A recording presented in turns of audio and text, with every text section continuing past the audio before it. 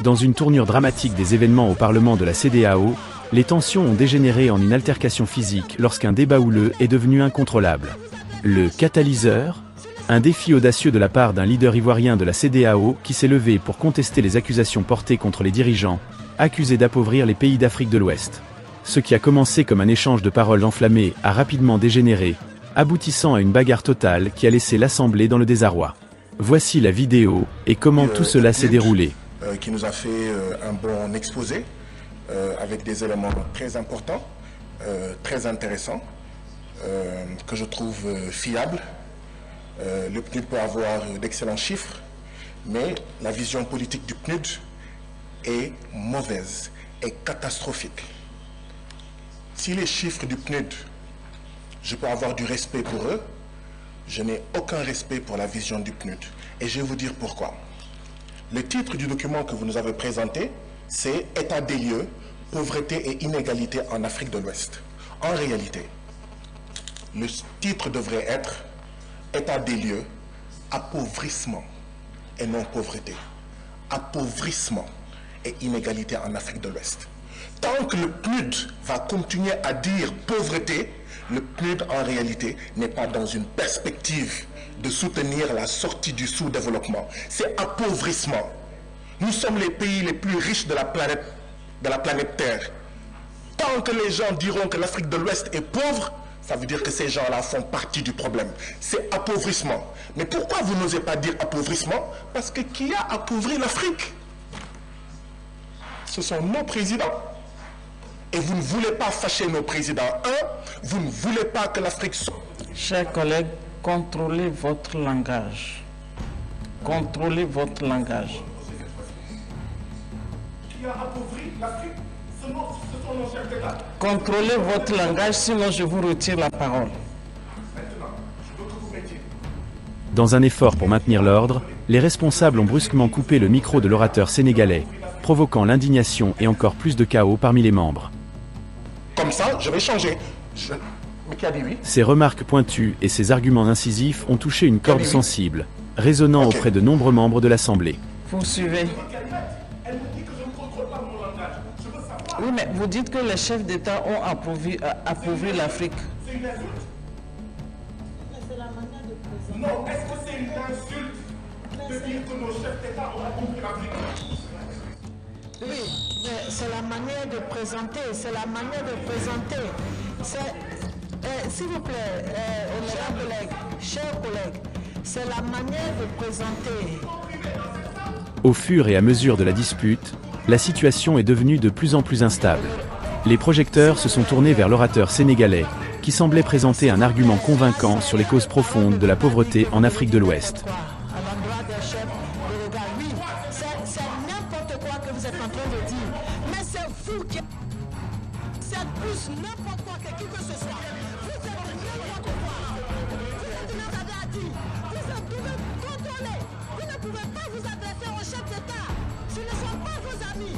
Vous ne pouvez pas vous adresser au chef d'État n'importe comment. Je ne suis pas d'accord. Je ne suis pas d'accord. Vous devez être d'accord. Nous avons l'obligation de parlementaire du droit. Vous ne pouvez pas vous adresser au chef d'État n'importe comment. Qu'est-ce que ça veut dire?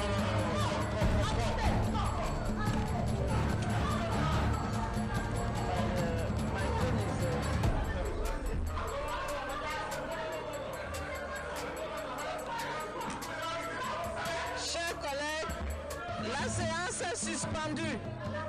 La séance est suspendue. La séance est suspendue. Il ne peut pas ça. Non, je ne suis pas d'accord. Je ne suis pas d'accord.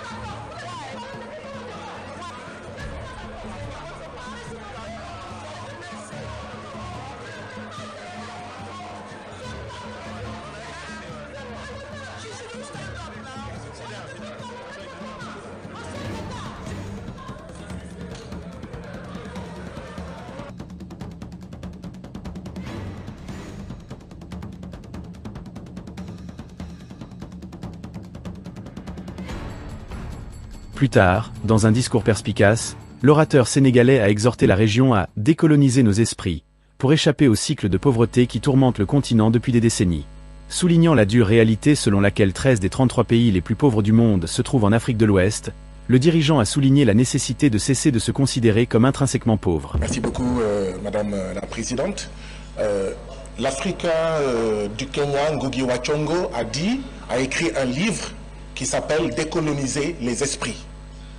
Si on ne décolonise pas nos esprits, nous, Africains de l'Ouest, nous continuerons à faire partie des 33 pays les plus pauvres de la planète. Je l'ai dit hier, sur les 33 pays les plus pauvres de la planète, les 13 sont de l'Afrique de l'Ouest. Il nous faut décoloniser les esprits. Tant qu'on continuera à dire que nous sommes pauvres, nous ne faisons pas le bon diagnostic, nous sommes appauvris. Et la question est, qui nous appauvrit?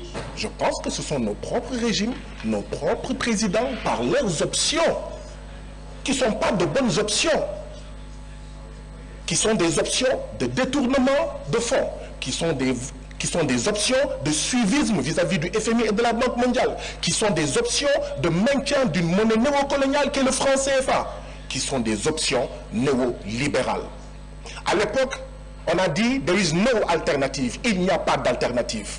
Taïna, there is no alternative. Si il y a une alternative à ces politiques, même un enfant, quand il fait pendant 50 ans une politique, la CEDEAO a 50 ans et que ça ne marche pas, il doit changer de chemin. Les jeunes disent il faut changer de chemin. Le chemin de la souveraineté, le chemin de la rupture, le chemin du changement. Les Seychelles font 120 000 habitants. Ils sont 67e sur le classement du PNUD.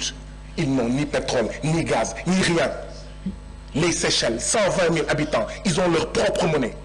Le Sénégal ne peut pas avoir sa monnaie. La Côte d'Ivoire ne peut pas avoir sa monnaie. La CEDEAO ne peut pas avoir sa monnaie. Il faut sortir de là. Le Nigeria, c'est une fédération de 36 États. Qu'attendons-nous pour aller vers une fédération pour être beaucoup plus forte? Sur tous les plans, il nous faut aller vers un gouvernement fédéral. Nous devons être unis autour d'un gouvernement fédéral. Les 36 États nigérians auraient été faibles s'ils étaient partis séparément. C'est parce qu'ils sont ensemble qu'ils sont forts. Mais ici, comme je l'ai dit, chacun veut être président chez lui. Chacun veut être chef du Parlement chez lui. Nous devons sortir de cela. C'est à cela en fait que je convie la CEDEAO. C'est à cela que je convie l'Afrique de l'Ouest. Il n'y a pas de fatalité. Il y a des responsabilités non assumées. Il est temps que nous les assumions pour sauver la CEDEAO ou mourir. Je vous remercie. Si vous aimez les vidéos que je produis sur cette chaîne, prenez un peu de temps pour aimer cette vidéo et abonnez-vous à la chaîne.